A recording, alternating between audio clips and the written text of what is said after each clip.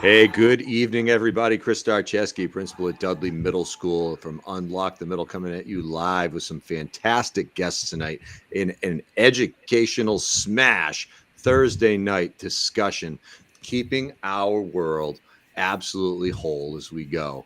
I am so proud to be here with Dean Packard, our co host and co creator of Unlock the Middle, along with Josh Tovar down in Texas, Livia Chan up in Canada, Carly Spina out in Illinois, and Adrienne Arzola down in the great state of Texas. How's everybody doing tonight? Dean, let's start off with you. I'll tell you what, I'll be short and sweet because I'm always on here and I don't want to hear myself talk too much. Chris, great to see you. Great to have you back. Josh, good to see you guys. Ladies, thank you so much for joining us. Thursday night's all about getting a little bit better together. So now I'm going to be quiet. Principal Charlton Middle School, happy to be here. Glad to be with all you guys. Livia, why don't you talk a little bit about let's go to Josh first. Then Josh, then I'll go to Livia.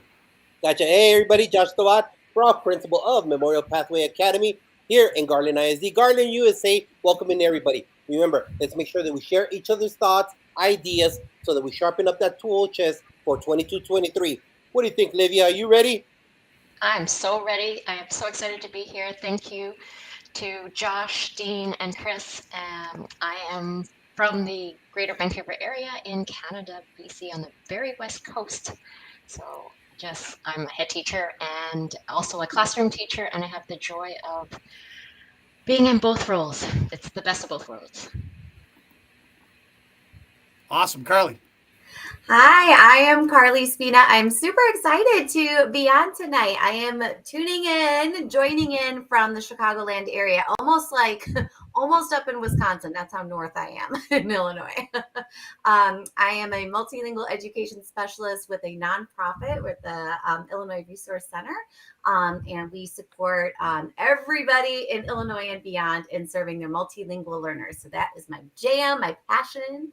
And I'm so excited to see Adrienne here because she is also a educator of emergent bilinguals.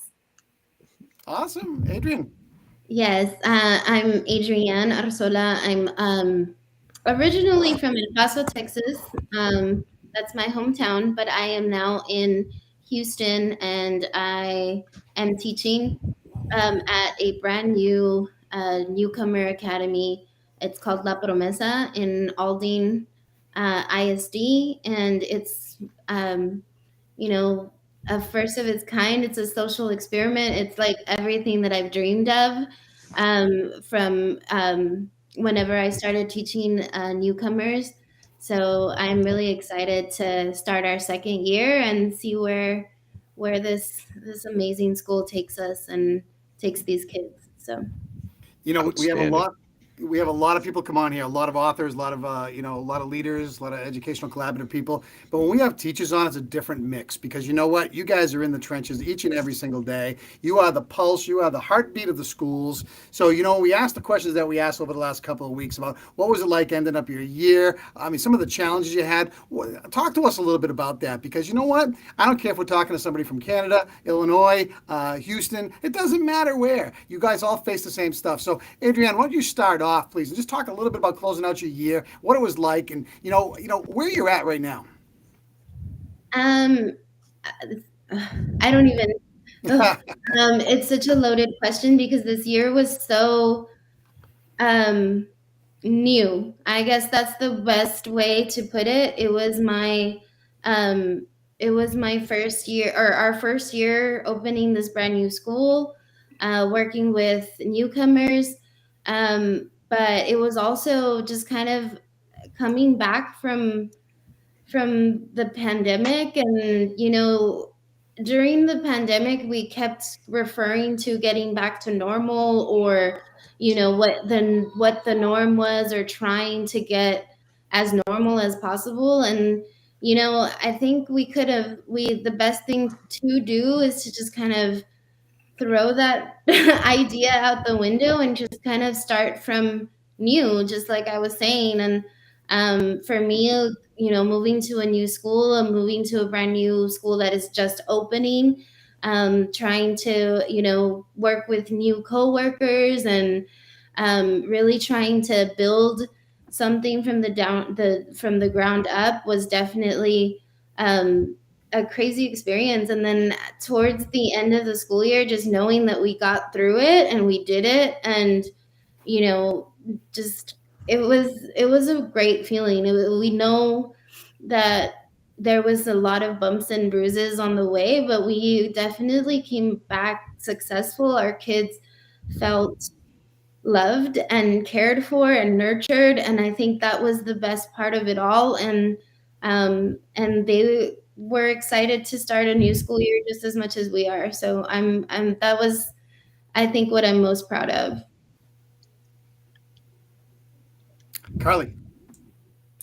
So I think, I was so excited to hear that, because like that's a whole lot of new on everybody's end. And that's just like, I'm like over here dancing and celebrating with you, because that's something huge to celebrate.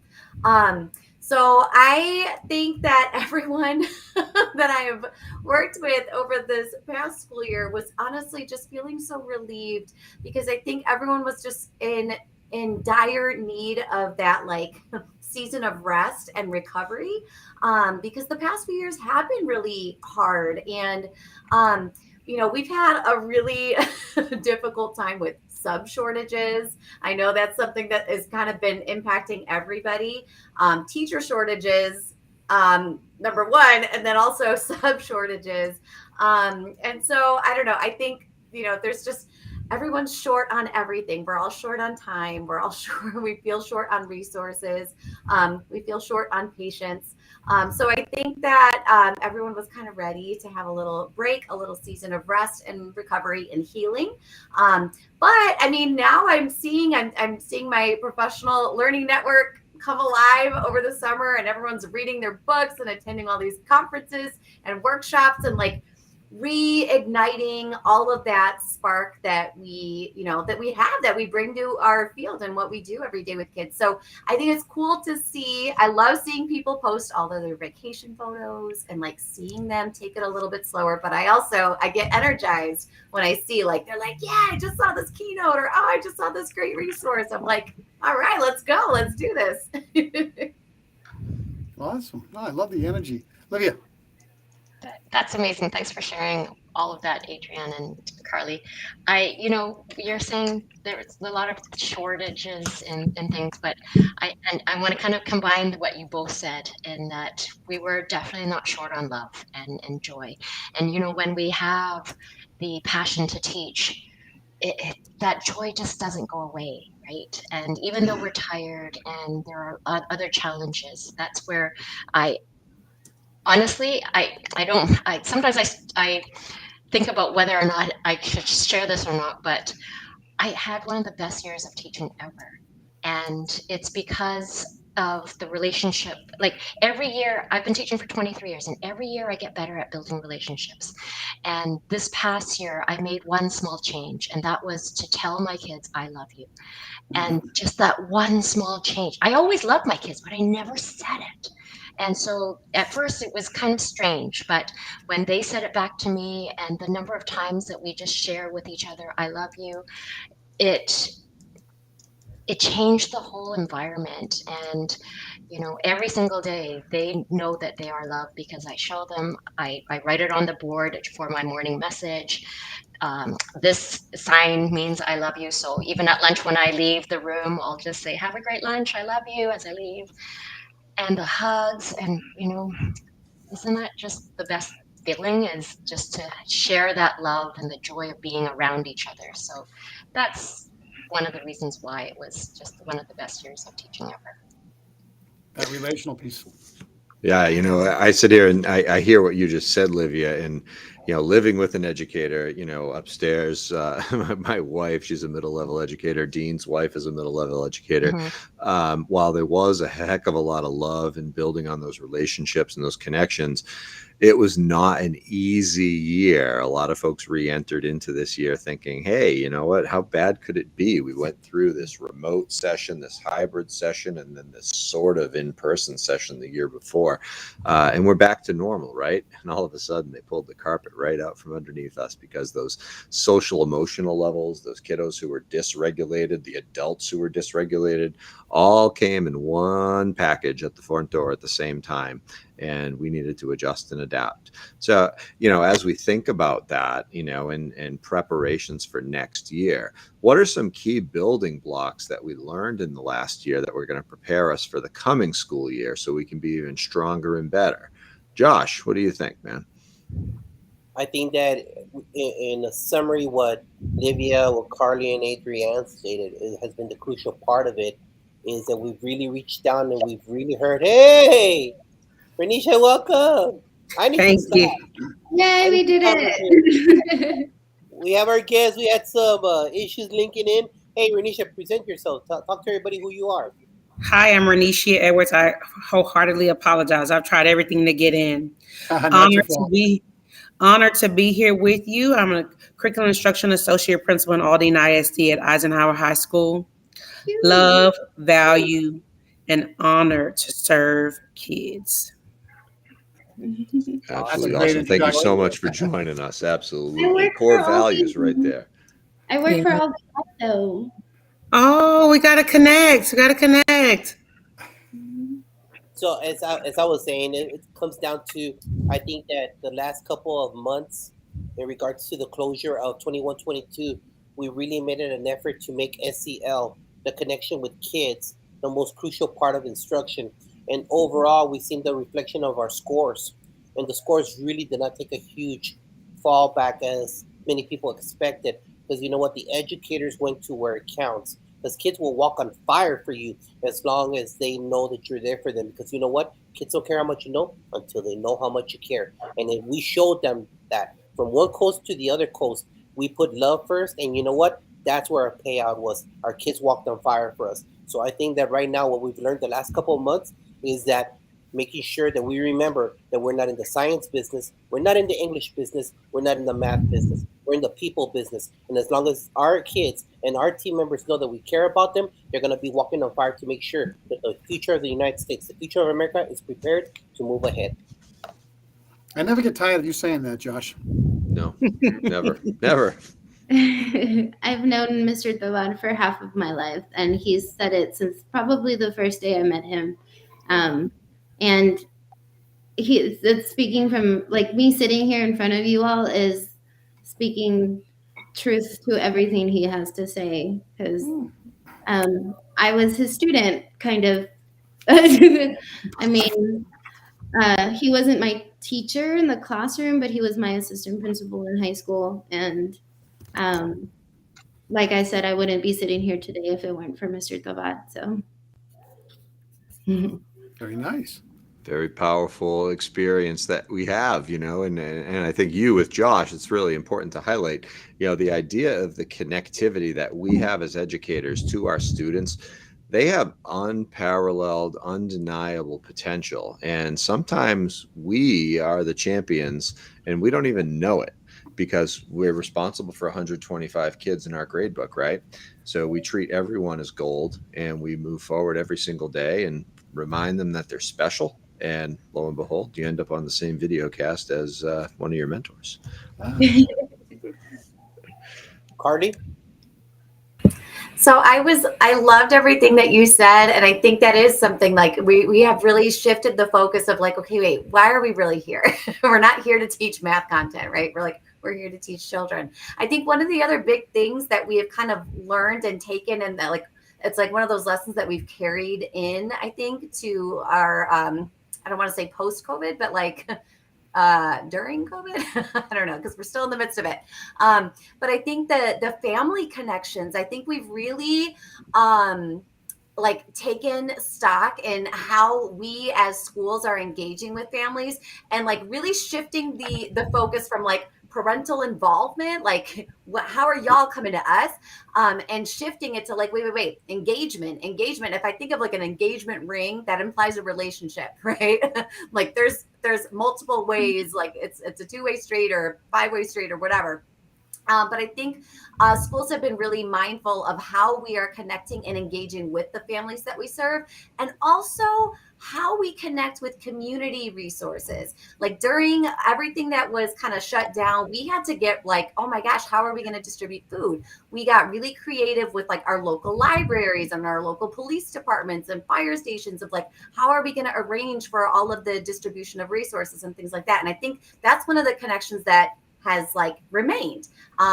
Like now we are able to be better community connectors as educators, as schools, for those we serve. And it makes the connection to everybody we serve that much stronger. Adrienne? I think, well, definitely engaging with families is something that is part of the goal, I guess, for our school. It's part of what our values are kind of spread upon. But I think for me, one of the things that I took away from this year is just really learning how to get creative to give our students experiences and opportunities.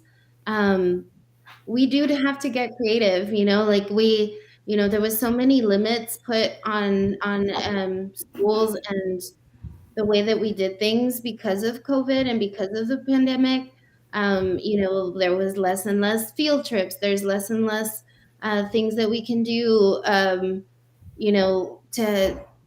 so we really had to find ways to get creative to bring those experiences and those connections to the campus or to our students directly. And then, of course, really connecting to the whole student, not just the academics, but the social emotional part, and really making sure that our kids were starting to take the steps to become okay and realizing that they're not, and realizing that some of the things that we need to do for ourselves to kind of be okay, because there was a lot going on. So just really finding ways to really make that community, bring that community together, bring the community into our schools, get our students involved in the community as well. One of the biggest takeaways from this year was we did have a field trip, which was really awesome. And we went to the Houston Food Bank, and the kids were able to, load, sort through food and sort through things and create these boxes for families and things like that. And it wasn't, it was not only was it an experience where the kids were able to take away, stuff that they needed as well, but they were giving back to their community. And it just was a beautiful thing to see. So just, finding those ways to make it full circle, like the students were out in the community, helping the community, doing the things that, a lot of them need as well. So it was just a really nice experience to see that. And it did fill their hearts to know that they were helping people just as much as they, as much as they need help as well. So I think that is one thing I do want to do more of in the next coming year. We started a student council, so that's kind of really nice for the kids to be able to take those leadership roles and create those opportunities for themselves as well. So I'm excited. Awesome. Thank you for sharing, Livia. That sounds all amazing. I think one thing that I recognized was just the need to take care of ourselves. And, when you're serving other people all the time, just that strong need to really pay attention to how we're feeling. And we know that this job is so hard to do if we're just trying to do it alone. So in the same vein of engagement, community engagement, it's that community within the school too. And I know we are so much better together and stronger together. And collectively, when I've just seen how many times my colleagues have supported me and supported each other throughout this whole time, it just really highlighted how much we need each other, and highlighted how much we are, when we can learn to continue to build these better and stronger relationships with each other, that throw a pandemic at us, we got it. Like, we are here to help each other and hold each other up. And sometimes, you know, you're walking in alone because you have to. Sometimes you are looking up at the, you know, next person to go, I need help. Sometimes you're on that step and you're looking down and go, hey, you look like you need help. Let me support you. And sometimes you're working side by side and just kind of walking along together because you're at that same point. And, you know, all of it is such a beautiful thing when you know that your colleagues and the people around you just have your back, right? Because, you know, sometimes when you're in the classroom, you're the only adult in there, and things happen, and in your mind you're thinking, oh, this is not going well, but it's okay because just got to make it through. And right afterwards I'm going to go seek my friend and just blurt it all out so I can get that support or the hug or cry it out or whatever it is, just to know that you are not alone, even though sometimes you are physically alone. That, I think, has been really highlighted as we are moving along in this pandemic. Thank you, Olivia. Renisha? So I kind of joined in late. I think I have an idea of the question, but I'm a reading teacher at heart. So I was taking notes. I don't want y'all. So people business. I want you to listen to the keywords. People business. Champion for kids. Connect and engage. Love first. Bring experiences to our students. That we need each other, family connections, that we have self-care, and that we're self-aware of the needs, our personal needs and the needs of those that we serve. This has been a life-changing year, and we have really turned water into wine, you know, just trying to do what's best for kids. And I think once we've gotten through this or learned from this experience, it's given us more grit. We're able to, I can do anything. You know, I go to meetings, I can do anything after this year. You know, all this is nothing because of the things we've been through. So things that we thought we could not accomplish with love, keeping kids.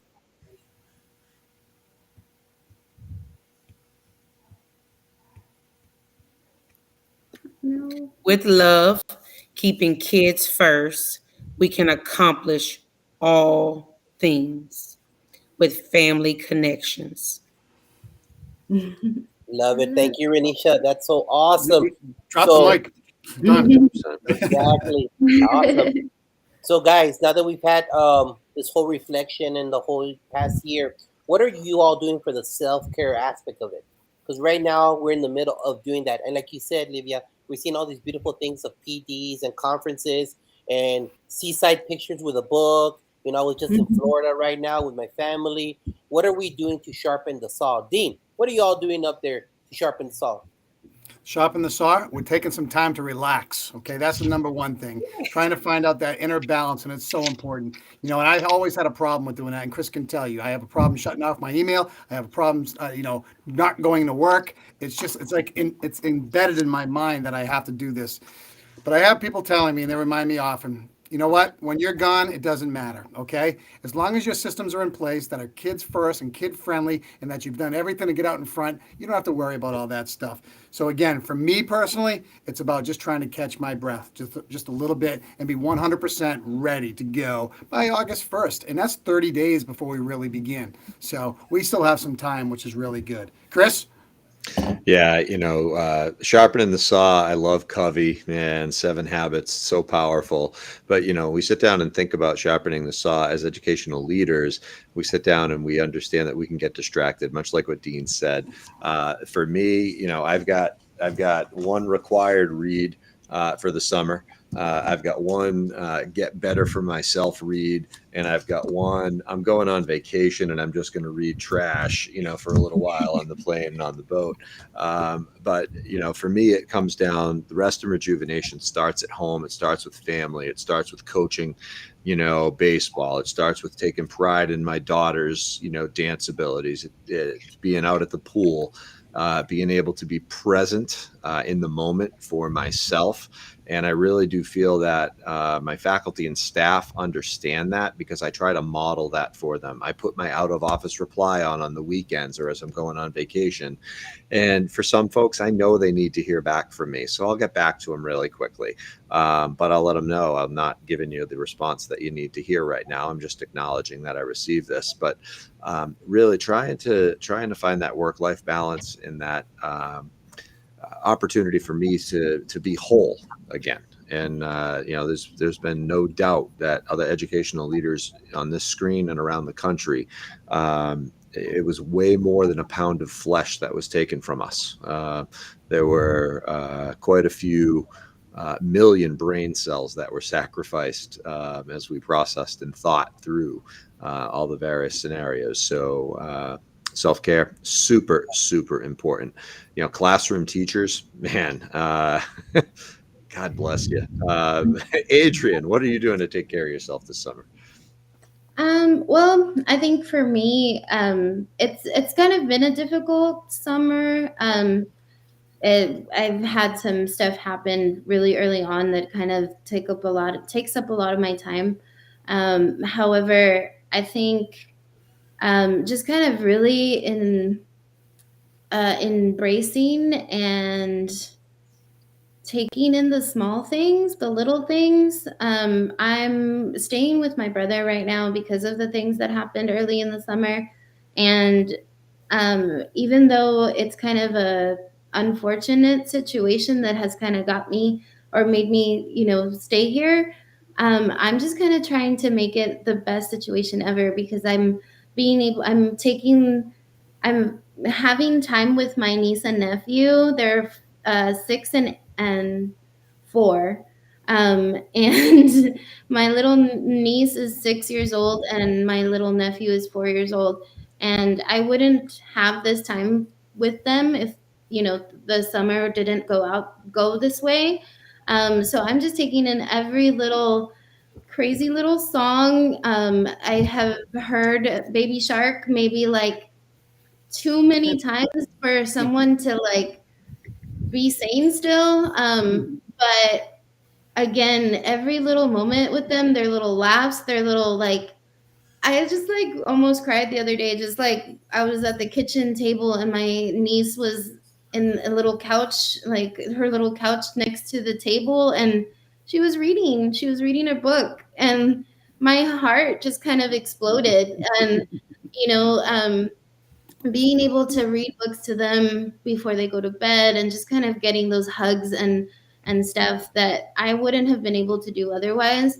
So just taking in all of those little moments that we take for granted sometimes is definitely warming my heart and just kind of healing it right now.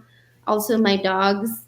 I don't have any biological children, but my dogs are my babies, and just being able to cuddle with them and just take them on walks, or just throw a ball and just kind of enjoy the happiness that animals have. I think that's just something that's kind of really been able to fill my heart, and just, I don't know, and just kind of recharging those batteries that kind of went really, really to the bottom of the end there towards the end of the school year. So yeah, just enjoying the little things. Speaking of my dogs, he just pushed through the door right now. Mom, what are you doing? Our fur babies are our furred babies, that's for sure. Hey, Renisha, what are you doing? Take care of yourself out there. You cannot pour from an empty cup. You cannot pour from an empty cup. And I think for me, being okay, I'm a fixer. My top 5 strengths are learner, achiever, discipline, focus, analytical. So I have very little, I don't want to have fun. I want to learn. I want to grow. I'm trying to just celebrate the small wins. And so, Adrian, I want to encourage you to celebrate the small wins. To journal, to take time. This is my purpose-driven life journal. I am determined to fill the pages of this journal with small wins. So for me, it's taking time to be okay doing nothing. I don't have to be on top of everything and fix everything. And it doesn't have to look just the way I want it to look. Just pausing. Carly? I loved what you were saying, Radisha. I was like, yes. I think this summer I have been a little bit more mindful of like doing both, saying no and saying yes. Saying no more, like having those moments where I'm like, no, you know what? It will be okay if I don't do this. Because like I usually say, like, over the summer, I'm gonna get this project done and this project done and all these things. And I'm like, you know what? Nah. Like I don't need to do all these projects. I don't need to read all of the books in my stack because I've got lots of stacks of books that are waiting for me to be digging into those. But I'm like, okay, you know what? I really do. I need to say no to some things. And then I need to start saying yes to some other things. So like when my daughter says, hey, can we try to make it to the pool tomorrow? I'm like, you know what? Yes, let's go. Even if we're not there for 3 hours, if we're there for like an hour, or even 45 minutes, we're out in the sunshine, we're by the water, we're, change of scenery. We need that. And so I think I've been a little bit more intentional of what I'm saying no to and what I'm saying yes to. And then I'm saying yes to my dogs a whole lot more. I love to be outside. I'm totally one of those people that's like affected by the weather. And in the Chicagoland area, we don't get a whole lot of nice weather between like November and like even April. And so now I can see the sun. We've got more sunlight. So I'm like, I need to be outside more. So I'm taking my dogs out. We just adopted a puppy on Super Bowl Sunday. So he's going through training right now. He's a whole new man. Thank goodness. So I'm able to say yes a little more to my puppies as well. So yeah, saying no and saying yes this summer. Olivia? I love that, Carly. And first of all, Adrienne, here's a hug for you. I am so glad that you were able to find the silver linings and to just enjoy those small, precious moments, because I think that, when you can fill your heart with joy and love, and especially around young children, like there's nothing more than you need than just their love and the time with them. So I'm glad that you have that. For me, I really have been trying to be very mindful about how I take care of myself throughout the year so that it doesn't have, like, I'm not saving it for the summer, right? So, honestly, I just kind of keep it simple. It's what makes my heart happy. And so what makes my heart happy? It's being able to dive into passion projects. Like I love to learn. So the summertime is a great time for me to learn. I've got a lot of books and podcasts and just grabbing everything that I can from all of the people that I know in my PLN. So when I see something that they're sharing, I just love to dive in because I have more time. I love to create. So I love writing. I just finished recording a online course. So like it fuels me, it drives me, it makes me feel more excited and more alive. I love to connect. So this is a time in the summer where I, reach out to different people and go, hey, we haven't talked for a while. Let's hop on Zoom. And so that's what my week has looked like so far. This is just the second week of my summer. So I'm just right into the beginning of it. And again, I just kind of go back to what makes my heart happy. So, and just like what Carly said, if it means I just don't want to do anything today, that is okay, because that's making my heart feel happy. Actually, listening to all of you, my heart just kind of melts because you all are in it for the right reasons. It's all about kids. It's all about your balance to find kids a way to access their learning at their level and where they're at. And ultimately, there's nothing better than that. It's beautiful to hear. Now, that being said, just very quickly across the board, what's one thing you're going to do different next year when you start off your school year? Just one. We're going to go around the room really quickly. Just one thing that you think you're going to improve upon. And I'm going to start off with Dr. Tovar. One thing. Make it 30 seconds. Talk to our team member, assistant principal, and we agreed to have docent ambassadors. both in the classroom and as they enter the campus. So we're looking at the whole logistics, the aesthetics of it, working on that to make sure that whenever they come in, our kids that are either newcomers or non-traditional, when they meet our guests, they know everything that goes on at the campus to take them to wherever they need to go. Boom, Renisha. Be focused, fully present, active listening in the moment. Not worried about the next thing or managing stuff. Being fully present, active listening, and in the moment. Carly. I think this year, my big goal, I'm going to talk less. I love what Renisha just said about being an active listener. I want to listen more and talk less. Awesome. Adrienne. I think for me is that the whole idea of leaning in for the last couple of years. I've kind of been on survival mode and just doing enough to make sure that I'm going to be okay. But this year, I think I really want to be more available and more present for the students, whether it be, I don't know, doing the student council thing a little more, or just being there for certain students that need me to be there after school, or whatever it is. I'm no longer surviving. I'm gonna thrive this year. Olivia. Awesome. This is going to be my third year as a head teacher. So this year I really want to dive into more in being more of an instructional leader. And the last couple of years is really trying to get to know staff and all of that. So this year I'm excited to work with my principal to kind of dive in more to that leadership role. Love it. I'm looking to turn my media center into a Starbucks cafe for my kids. We lost the librarian, but I'm going to change the culture of that building by figuring out a way to make that hub of that school just buzz. And I'm going to step back a little bit and let everybody else do the job they're supposed to do and delegate a hell of a lot more. I did say a hell of a lot more because I need to do that. Chris, you. I love that you said that, Dean, because similarly, the media center is going to become the family room of the school for us as well. We used to share a media specialist and we lost because of budget. So, but big picture wise, leadership wise, John Gordon's quote, "Great teams hold each other accountable, not to rules, but to a standard of excellence," reminding my team leaders, my student support team, the informal leaders in the building that we've got to live up to that standard of excellence, not follow black and white rules only. We've got to do what's right for kids, right for ourselves, right for our organization, and ultimately what's right for our nation, as a whole, and make sure that we're moving all forward in the same direction at the same pace, with the same intensity. And, that I want to be steadfast with as we move into this coming year. Well, Chris, now you're going to be going on vacation, so why don't you take us home? All right. Well, hey, everybody. Carly, Adrienne, Livia, Renisha, Josh, my brother, man, I miss seeing you.